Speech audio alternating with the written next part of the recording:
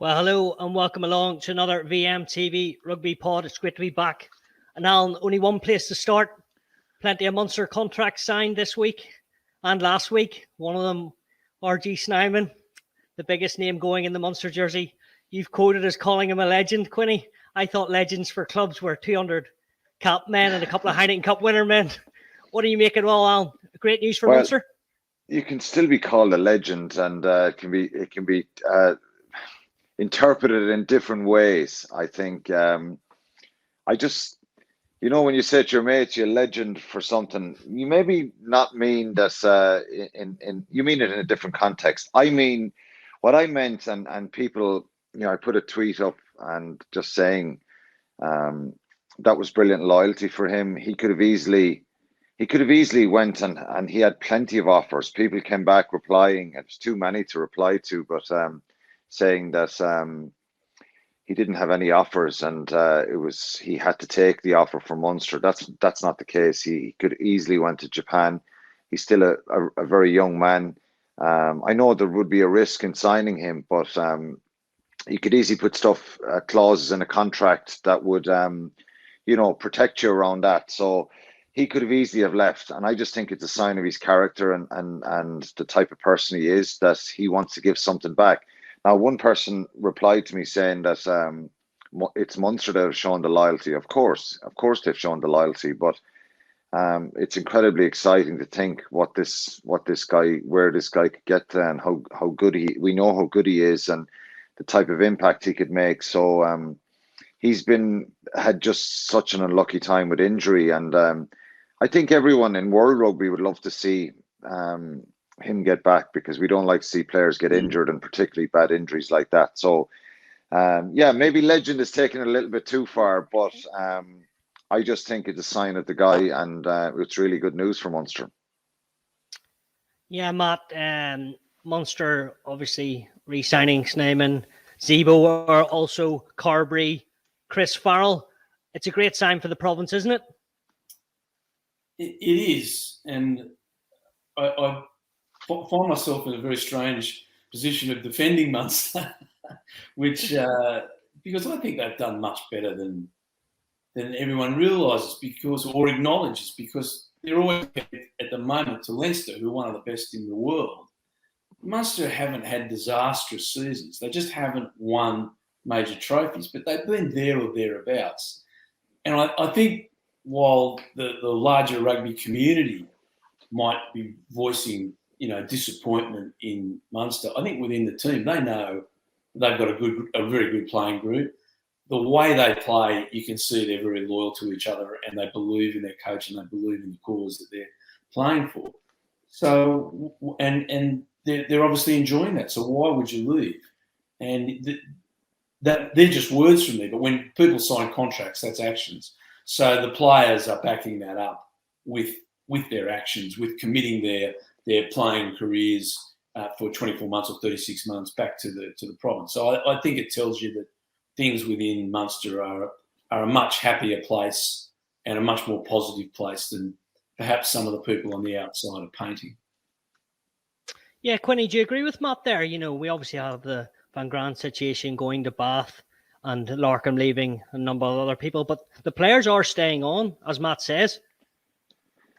Look, it's never as bad sometimes as in any situation. Professional sport is ruthless, Matt will know this as a coach. You win 3 or 4 games in the bounce, everybody starts talking you up and how good the whole situation is, and then you get a bit of an awakening and start losing a couple of games, and it's an absolute disaster. So it's always somewhere in the middle. And the nature of these environments is there is pressure, there's expectation, and based on what we'd seen against Cast and particularly against Connacht, I think that brought a fair bit of pressure. And Matt is talking about there's been lots of positives in the last number of years, for sure. But I just think the one thing, and I've said this before, it's probably the manner in some of the defeats. We want to just see Munster play a little bit more rugby, and if they lose a game, that it's not trying to contain the opposition, that it's actually having a crack, because I think the players are there's some really good players there. There's some exciting young players, and if you look at the Scarlets' performance with a lot of young players, inexperienced guys, and Wasps, a little bit more freedom, a little bit less structured. And every team needs a structure. That's the nature of the game. When you play at the top level, you mess around your own 22 or in your own half, you can be really punished. You can be turned over. The opposition can kick penalties. So you have to kick. You have to play a territory. Everybody does that. But I just think it was a very lame performance in Connacht, and the pressure heaped on. And that's just the nature of being in Munster, you know, that. So there's been a lot of good news since. I think winning against Ulster with 14 men, even though there was still flaws in the performance, it wasn't perfect. I think they showed a lot of passion, energy, a bit more accuracy in what they were trying to do. They passed the ball and moved it a little bit more. Do they need to be a bit more ruthless when they get into the attacking zones? Yes, of course, but and maybe a little bit of leadership and control at times. Munster were always renowned for being able to control tempo of games, and you know, there's a lot of good players there that and it's good news that a lot of these young players have signed, and you know, so it's not all bad, but it's not all perfect either. There is issues and they need to get better. And moving on to the Heineken Champions Cup this weekend, if we have a quick look at round 2, the way those 5 games, Matt, are cancelled, 2 points each, I suppose they had to do something. Is that what you would have done, Matt? It's a very, very difficult situation, isn't it, Stu? I'll take it back 20 years. When I was coaching Leicester, we went to Newcastle, and Newcastle was frozen out. And they made Leinster go back to Dublin, then fly to Leeds on a Tuesday and play the game in Leeds because it was a heated pitch. And then we had to fly on to play Toulouse in Toulouse. So we were forced to play 2 games in 4 days. And we got pounded in Toulouse and ended up with a quarter-final away to Leicester, which was disastrous. So I think the competition has come a long way since then. But I have to say, I think Leinster have been dealt very, very unfairly. That they didn't get the equivalence of a draw, but they were given 0 points, and Montpellier were given the 28 away. So for a bonus point win. And I think that was really unfair and very, very unjust. And I think the Leinster boys, Leo Cullen, as he always is very reserved and conducted himself in a very sportsmanlike manner. I would have been screaming from the rooftops, calling them names, because I think Leinster have been very hard done by. In this world of COVID, the draw is the way to, absolutely, there's justice there. It's not what we want. Everyone want the game to play. But Leinster had a turn to go, and I really do feel that that's unjust. And look, that's put their season at grave risk. There's no 2 ways about that. We don't know where they'll end up. But I've been watching Montpellier a bit, and I felt Leinster were going to beat them quite easily, especially after we saw what they did to Bath at home. I thought they certainly had the better of Montpellier. We'll know a little bit more about that as we go along this weekend. But justice has to be evenly distributed, and I certainly don't believe that it has been done so far. Quinny, do you agree with what Matt's saying there? I don't entirely agree with it, and I usually agree with a lot of what Matt says, but I just think that the problem was, and look, there's no point digging up all ground here. I think Montpellier that week had COVID positives on Monday, didn't have them on Tuesday or Wednesday. Leinster had them on Wednesday, and then subsequently it escalated. So there's something we don't know about what went on here. They were given clearance from the HSC, but what I can hear from that, it was a letter that was pretty standard. Restrictions there wasn't many restrictions in here at that time. It was the start kind of the Omicron situation. There was a bit of panic and around that, but I don't know. I think it's obviously when the travel, the France UK travel ban came in, I think that changed it completely, and it did add some argument to say, well, look, on the balance here, maybe these should be draws as well. So I'm not saying they shouldn't have been draws, but I just think the problem that Leinster had, is they had those results on a Wednesday. The game was supposed to be Friday, and subsequently, you know, that group of players who they named to go to France, well, they couldn't go down and fulfill the fixture against Munster, so they had more COVID after that.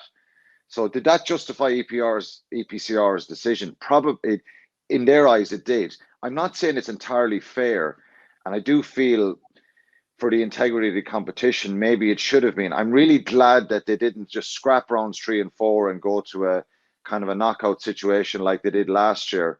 But of course, there's an argument to say it's unfair, but I think, you know, Leinster had issues with COVID, and subsequently from that day on, and if they actually went to France with that group, well then, because a number of those players who were in that 23 actually had got COVID pretty much straight after that. So it's a very complex one. It's a very complex one. But of course, I'd have loved to have seen draws in all of them. And I just think Leinster need to, unless they go to the European Court of Sportive Arbitration, is that what you call it, and take it further, I think they just need to bin the talk on this now, get 5 points against Montpellier on Sunday, if they turn up, and if they, because they've had COVID this week, and, you know, get 5 points in their last game as well, and get to 15 points. And, you know, it's not going to be ideal. It mightn't give them a home quarterfinal or a home semi-final. It makes it a little bit more difficult. So, look, it's a tough situation for them. Yeah, Matt, if we bring it back to on the pitch, Leicester obviously have to win on Sunday, to say the obvious. I think earlier you referenced they will be too strong, you think, for Montpellier, yeah? I do, Stu.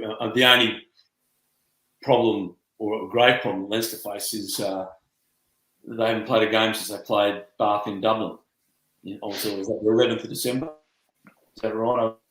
We were at that game, and you know, they were magnificent that day. They played some superb rugby. They were in third gear, and Bath were exceptionally ordinary.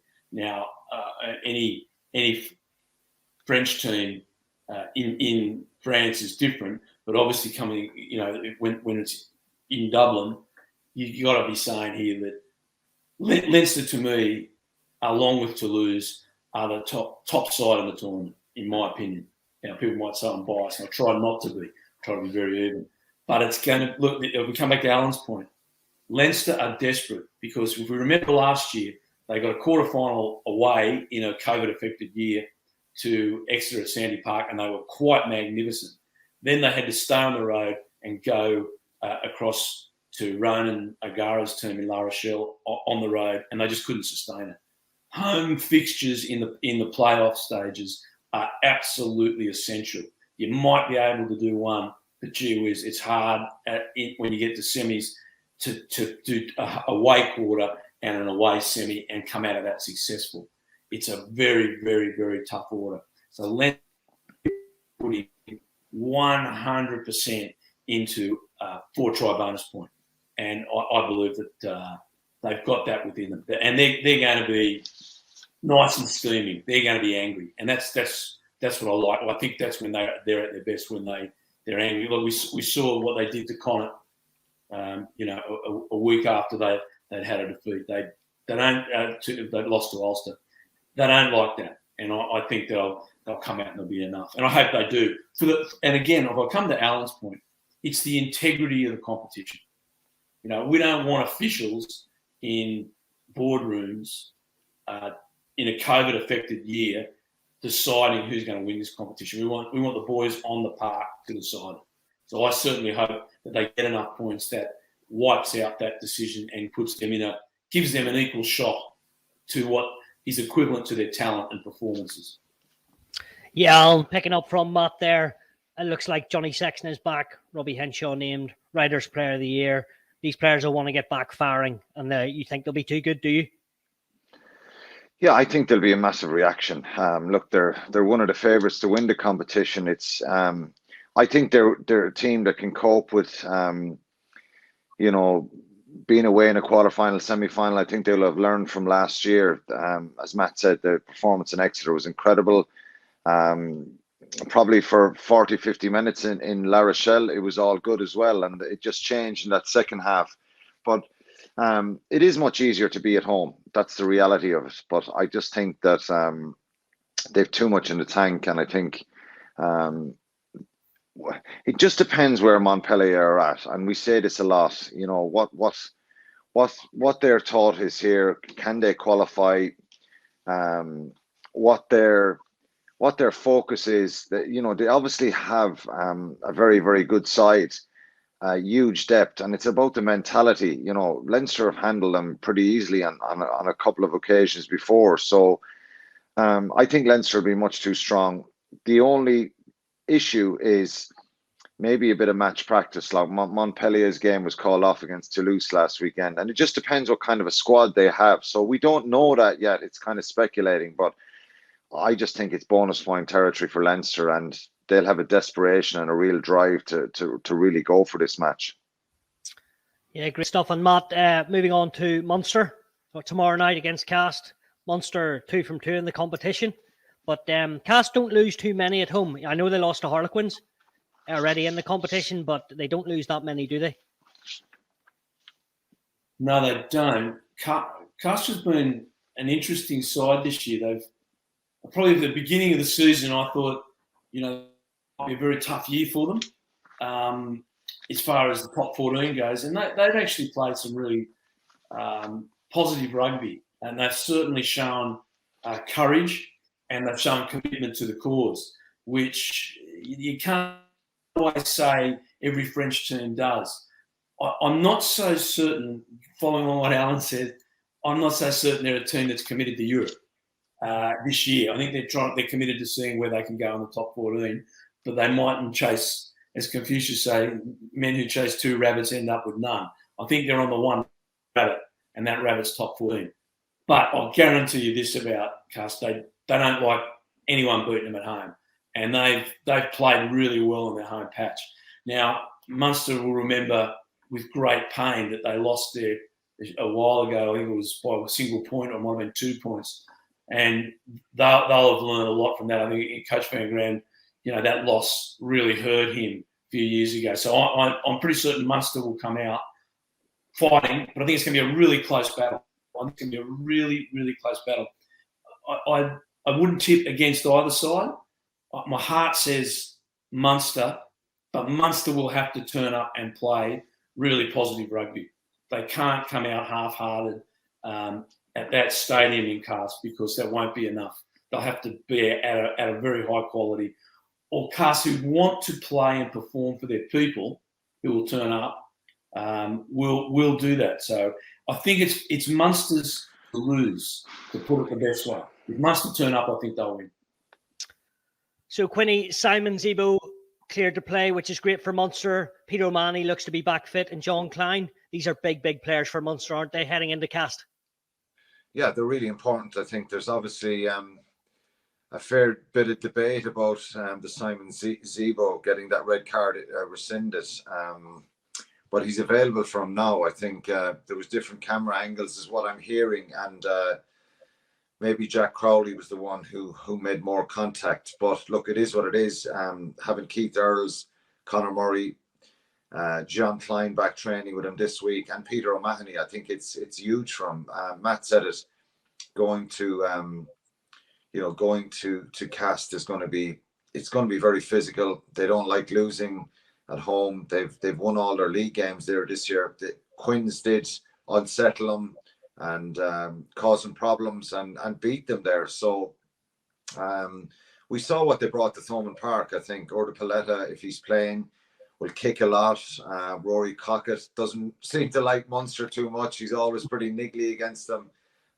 So it's going to be a very physical encounter, and I think Munster have to be brave. But having senior players like that back, I think it will be really important for them, because I think this is one you got to dog out a little bit, but you've got to play some rugby as well, if that makes sense. Quinny, I'd say he's a lucky enough man, Zebo, surely. Yeah, I would think so. I would think so. But I asked this question yesterday, and I tried to, delve a little bit deeper into it.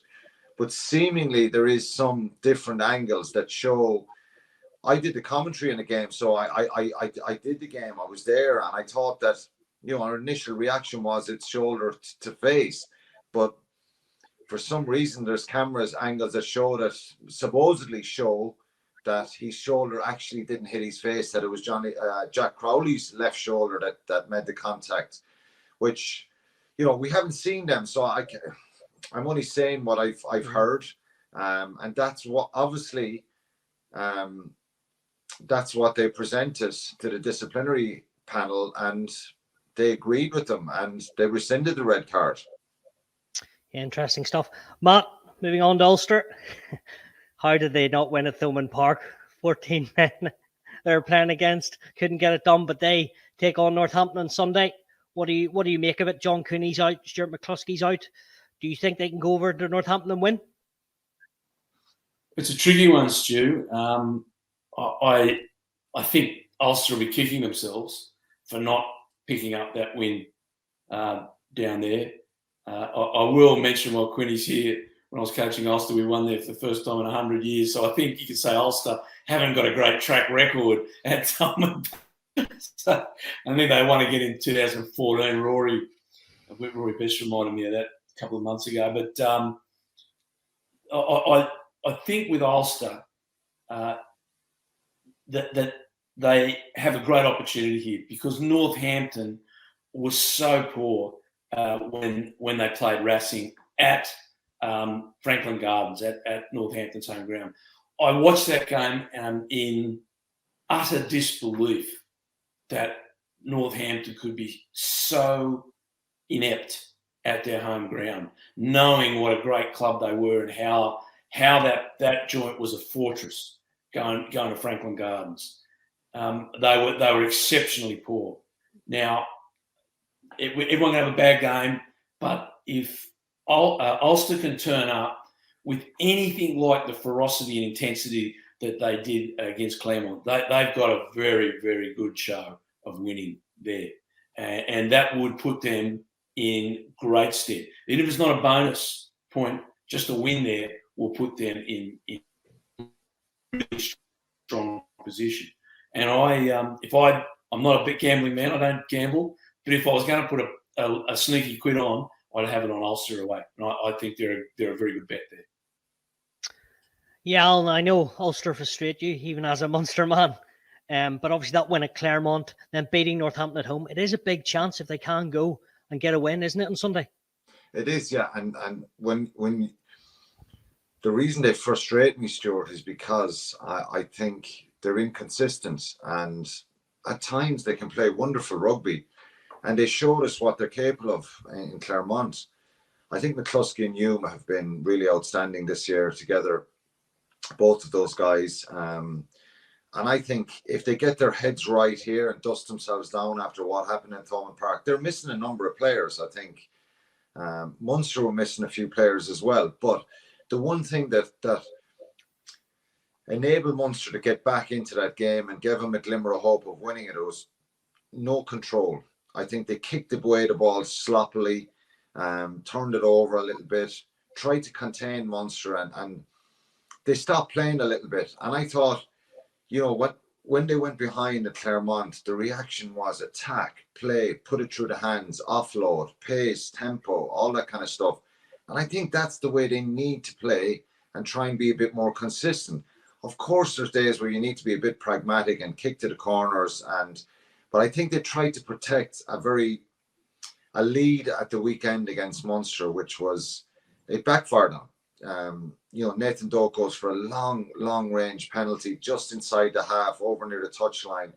I thought at the time, just put that down in the corner, get them all going again, just eke up a little bit more time, or even potentially get in for a try in the corner. The maul was very effective from. But Northampton have been pretty dreadful. I think they, you know, Racing dismantled them in round one, and I think Ulster were pretty dominant in that round two game. I know they let them back into the game a little bit, but they're well capable of going there, I think, and it's about that mentality. And I like the way they play. It just needs to be more consistent, and this is a must-win game, because I really think if they win this and they're heading into Clermont a week after, 4 from 4 would be absolutely brilliant. It gives them a great chance of really progressing in this. I know the round 16 games will be difficult for everybody, particularly when you've home and away, but it puts them in a great position if they can get a win over Northampton, and I think they will. Matt, it's $1 million question, but how do they sort out the consistency, especially as a former coach? Like, it must drive you up the walls. You're asking the wrong man there, mate. I didn't crack that egg. It's and Alan's, spot on. It's when they attack and play their natural game that they play well. And not surprisingly, if we think about it, you go back on the really powerful games they played over the last few years, and we think, a few years ago, Leicester, they beat Leicester. Now, Leicester weren't the Leicester of this year down the ladder. They beat Leicester over there. And all their wins, when they come down and play Leinster, they attack. They go at it. And a lot of that is about the control of their 9 and 10 and their decision making. And when you've got a pack that's going forward, and you've got a 9 and 10 that want it, know when to run and when to pass and control the game and keep it going and keep the belief of the troops going forward and how you're going to go forward, the team goes well. But they just have not been consistent with that, for a long, long time. Going back 10 years to when I was there. And Mark McCall was there before me. And certainly, Small McCall didn't get him doing it either. So again, a bit of it's culturally a cultural habit, and they've got to find a way to get out of it. And the Heineken Cup is a great way of doing that. And what Alan said is right. If they start putting these wins back to back and then see what they work out why they're doing it, and it's when they attack and play their natural game, that they are a good side, a quality side. But you're never going to win Europe being inconsistent, because as Leinster showed last year, you come out and play brilliantly at Sandy Park, you've got to back it up. It means nothing, and it gets you to the next game. And if you don't play brilliantly when you're at La Rochelle, you're out of a competition. So consistency, especially in a shortened one, is absolutely paramount. Yeah, we will see if they can get that win on Sunday. The last province we'll look at, Connacht. Obviously, take on Leicester. Leicester will be hurting from their first defeat of the season last Sunday to Wasps. A good time to play Leicester or not? You would think not, because I think they will react from that loss last week against Wasps. I think Wasps really unsettled them, particularly around the breakdown, and stopped any sort of momentum that they seem to be really enjoying in their run this year. They're back out muscling teams again, like the Leicester of old. That tradition will always be there with them. They were very successful in Europe. Always has a pack of internationals, and I know Steve Bortug is trying to get back a little bit of that edge that's and make Welford Road a bit of a fortress, and he's kind of done that, and they've taken very positive steps. But obviously, Connacht getting the losing bonus point was really important, and could be crucial to them in the end. And they'll probably learn a lot from that game. The problem Connacht have here is what we saw on Welford Road, which was that scrum dominance and maybe that maul and just that physicality. Can Connacht cope with that? I think they can, but they've got to really have an edge and be ready for that, and emotionally be right this week, because just because you're playing at home against this Leicester side doesn't guarantee you to win. I think Connacht will be really confident, and they're a confident side, and they seem to really believe in themselves and create opportunities. So I think they will create opportunities, and they probably will score tries. I think that the challenge for them is stopping Leicester and really frustrating them and getting their set piece right. Matt, your take on that? Do you think Andy Friend will have a game plan to beat Leicester this weekend? I do. I know Andy well, and I've got a lot of respect for him, and I think he's done an excellent job with their attack, I would sit very firmly with Alan and say my concern would be the set piece, but also their defence. They're just letting in far, far too many points in some games. When they played Leinster at the RDS, when you look at the stats, I think they'd scored one less try than Leinster, but they'd conceded almost 100 points more than Leinster. And that's obviously in the domestic competition, not in the Heineken Cup. But when you're playing a great side, and this Leicester side, you know, they're right at the top of the English Premiership. As I said, they've only lost one game all year, so they're a very, very good team. Your foundation is your D. If your D isn't solid and rock solid, the rest of your game struggles because you're going backwards all day. So that's going to be their great challenge. Having said that, Connacht are a different team at home. They're really almost like no other team in Europe. When they're at home, they're a handful for anyone. They're a handful for the best in Europe at the sports ground. So you're certainly not going to write Connacht off, and that they may very well pull off one of their great wins.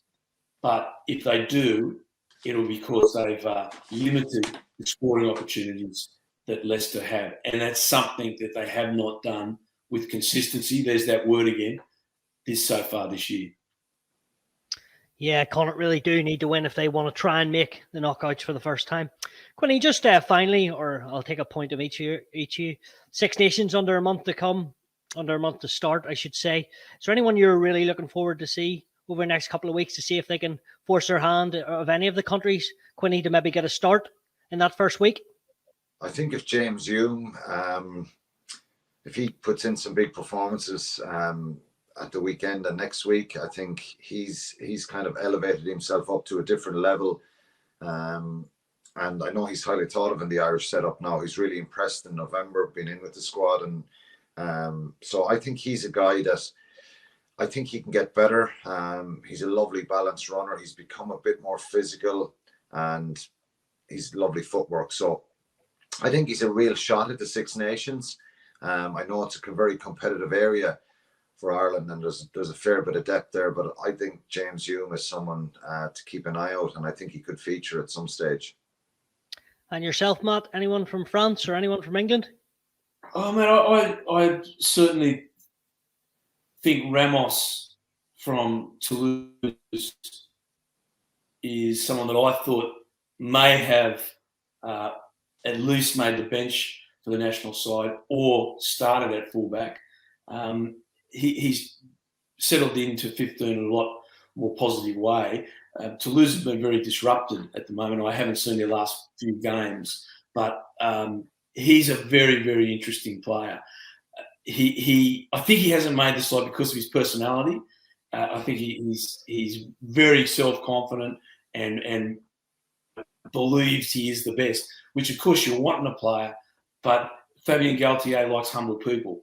And I've noticed a change in his body language, how he carries himself on the field. Still got that confidence, but has not done that. I'd be interested to see where he ends up during the Six Nations. If he doesn't at least make the bench, he might make a start.